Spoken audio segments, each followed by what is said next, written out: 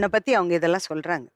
அதாவது கல்யாணத்துக்கு அப்புறமா நீ வந்து கல்யாணத்து அன்னைக்கே வந்து அவர்கிட்ட சொன்னியா வேற ஒரு தொடர்பு இருக்கு, அதனால அவர் குடிக்க ஆரம்பிச்சாருன்னு சொல்றாரு.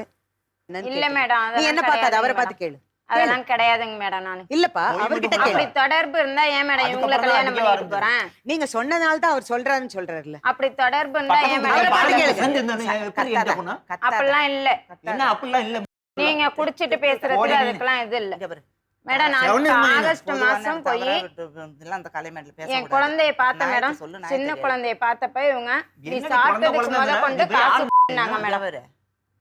பெத்த புள்ளைய போட்டு சாப்பிட்டதுக்கு முத கொண்டு காசு கேட்டாங்க. காசு கேட்டுட்டு இருப்போம். சரின்ட்டு காசு கொடுத்தேன் மேடம். நானு அதுவா இடைஞ்சலடா நீ இல்ல, ஒரு அம்மா நிமிஷம். வீட்டுக்கு- இல்ல இல்ல முதல்ல அந்த டவுட்டை கிளாரிஃபை பண்ணு. காசு கொடுக்கறது போறது குழந்தைக்காக பண்றோம், ஒரு தாயும் பண்றான். இந்த குற்றச்சாட்டு சொல்றாரு இல்லையா, அது உண்மையா பொய்யா இல்லைங்கிற அவர்கிட்ட சொல்லு. அதெல்லாம் பொய் மேடம். அவங்க என்கிட்ட சொல்லாது, அவர்கிட்ட சொல்லு. நேர நீ கேளு. அவர் சம்பந்தப்பட்டிருக்காரு, நான் நான் கிடையாது. சொன்னேன்னு கேளு. நீ சொன்னியான்னு நீங்க 2 பேரும் பேசுறீங்க. அது பொய். உங்க பிள்ளை என்னைக்குதான் உண்மையை பேசியிருக்கு? என்ன உண்மை பேசுறது? ஊருக்குள்ள என்ன எவன் சொல்லுங்க? எதை சொன்னாலும் நான் சொல்ல கிடையாது. அந்த மாதிரி இரு. ஊர்ல எவன் எதை சொன்னாலும் வந்து சொல்லிட்டு வம்பிழுக்கிறது தானே உங்க பிள்ளை பாலாஜி செய்யுது. உடன் சேர்ந்து இருக்கணும்னு சொல்லவே இல்லையே. அப்படி சொல்லல.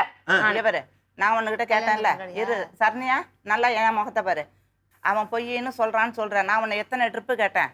திறங்கட்டவள எந்த செய்தி இந்த மாதிரி சொல்லுவா இல்லாடி புருஷனுகிட்ட போய் நீ வாழ்றவளா புள்ளிகளை வளர்க்குறவளா? நான் உன்னை தான் எத்தனை உங்கள்கிட்ட ட்ரிப்பு சொன்னேனே கேட்டேன். இல்லையே தன்னு. நீ சொல்லி அவங்க விட்டு கேட்கறது என்ன பண்ணுறது? அது எப்படி நான் இல்லைன்னு தானே சொன்னேன். இன்னைக்கு இந்த கதியில நிக்கிறோம். உன் வாய் கட்டுப்பாடு இல்லாம ஏன் பாலாஜி கூட அவ சேர்ந்து இருந்தா மாடியில சேர்ந்து இருந்து அவளே என்கிட்ட சொல்றா. நான் எப்ப சொன்னேன்? நான் எப்ப சொன்னேன்? எனக்கே தெரியல. ஏன் சக்காலத்தி அவங்க பிள்ளை என்ன இழுத்துட்டு வந்து இங்க விடுறா? எனக்கு மண்டை கச்சலா ஆகுது. இது எப்போ சொன்னது உங்கள்கிட்ட இந்த மாதிரி? என்ன கல்யாணம் நடந்து 10-15 நாள்லயே நடந்தது இந்த சம்பவம். 10-15 சொன்னாங்க, விட்டு அதாவது- போக வேண்டியதானே நீங்க? ஏன் அதுக்கு விஜயா, பிறகு நான் தான் மூணு உன்கிட்ட குழந்தை சொல்லியிருக்கேன் விஜயா. சொல்லி நான் ஒரு நிமிஷம் இருங்க. ஆ. 10 கல்யாணம் பண்ணி 10 நாள்ல சொன்னால எனக்கு தெரியாது. நான் ஒரு கேள்வி முத குழந்தை கேட்கிறேன். பிறந்து அதாவது வந்து ஒரு நிமிஷம். ஒரு நிமிஷம் இருடா. ஒரு சரி, வாய் இன்னொரு கட்டாயம். விஷயம், ஒரு நிமிஷம். 10 நாள் தானே கல்யாணம் பண்ணி, இல்ல, இல்ல, எனக்கு தெரியாது. இன்னொரு இப்பதான் விஷயம் விஜயா. தெரியும். விஜயா ஒரு நிமிஷம். இந்த கிளாரிஃபிகேஷன் வரும். அப்புறம் இப்போ இன்னொரு விஷயம், அவங்கள வந்து அங்க திருப்பூர் கூட்டு போய் தப்பான வழியில நீங்க பயன்படுத்தியிருக்கதா சொல்றாங்க, கேள்விப்பட்டோம். ஐயோ அப்படிலாம் நான் அதுக்கு நீங்க தான் காரணம், நீங்க தான் கூட்டிட்டு போய் எல்லாமே பண்ணதா சொல்றாங்க. அது வெளியே கேள்விப்பட்டோம், சொல்லியிருக்காங்க. அது என்ன கிளியரா சொல்லுங்க. ஏன் சரணி அப்படியா?